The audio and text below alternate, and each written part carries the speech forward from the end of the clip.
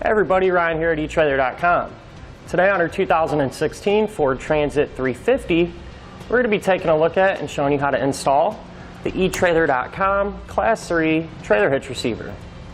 Now this hitch is going to function great for recreational purposes, such as using it to carry bike racks, and it's also going to be a great choice for towing. A lot of these vans are also used to haul a lot of people. When you have a lot of people in the van, you're going to have limited storage space. So with this in place, you can now put a cargo carrier on the back and haul all your gear or equipment that way. Now if you're primarily going to be using this hitch for towing, something you might be interested in is some trailer wiring. That way your trailer has all the proper lighting functions. If your trailer happens to have electric brakes, something else that might interest you would be an ETBC7 and a brake controller. Now if you're looking to use a hitch-mounted accessory like a bike rack or a cargo carrier, but you're still going to want to have easy access to open your back doors without having to take everything off, our expert recommends the Kuat pivoting swing arm hitch adapter. So what that's going to allow you to do is use your accessory, and it's actually going to come out and swing away off to the side. That way you can still get into the back without having to take everything off. Now as far as the hitch's weight capacity goes, it's going to have a 900-pound maximum tongue weight rating. So that's going to be the amount of weight pushing down on our hitch. As far as the maximum gross trailer weight rating, that's going to be 6,000 pounds. So that's the amount of weight pulling on our hitch. So the weight of your trailer plus anything you might have on it. Now this hitch can be used with the weight distribution system, and the maximum tongue weight remains the same at 900 pounds, but the gross trailer weight rating does increase to 8,000 pounds. However, it's always a good idea to check with your owner's manual to see if your Transit can pull that much weight. Now I'm going to give you a couple of measurements. These are going to be useful when selecting which hitch-mounted accessories to use. From the ground to the top inside edge of the receiver tube opening is about 14 inches.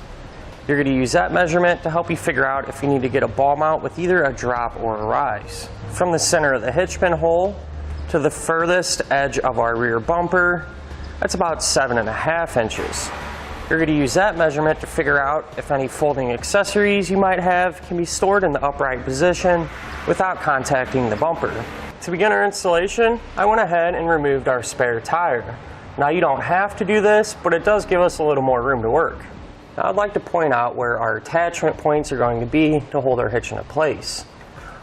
On this frame rail, there's going to be 2 holes here and here. Now that's going to be the exact same setup on the other side, so keep in mind anything we do to this side, we're going to do the exact same thing to the other side. What we're going to do is go ahead and use some penetrating oil and spray them in the holes, and then use a tube brush to clean everything out.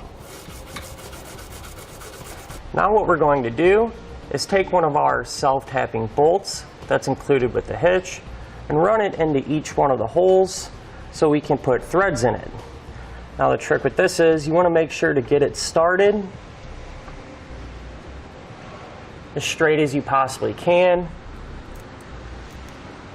and that'll make life a little bit easier when we go to put the hitch in. Just going to put it in and push upward.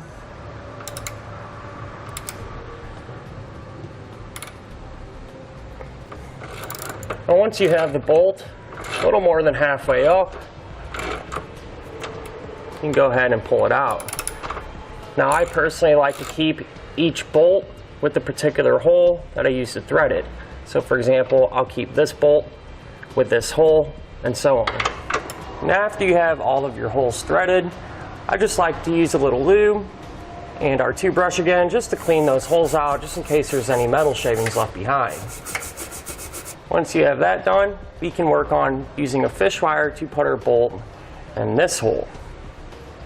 Now to use a fish wire, what you're going to do is take the coiled end, run it through the hole towards the front. It'll come out of the frame rail right here.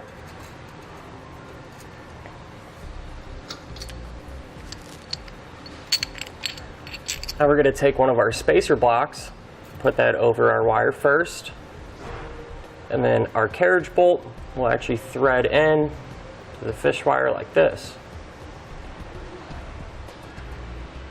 Now we can feed that hardware into the frame and just drop it down like this.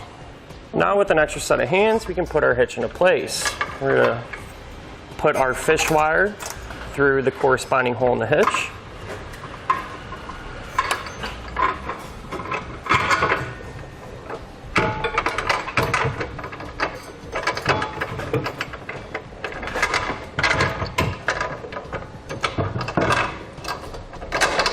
Pull through like that. Then we can just take one of our bolts and get it threaded in. Now we're going to want to get one bolt started on each side. That way the hitch will support itself while we work on the rest of the hardware. With all of our hardware in place and hand tight, now we can go ahead and snug it on up. Now we're going to use a torque wrench to torque all of our hardware down. You can find that torque specification in your instructions.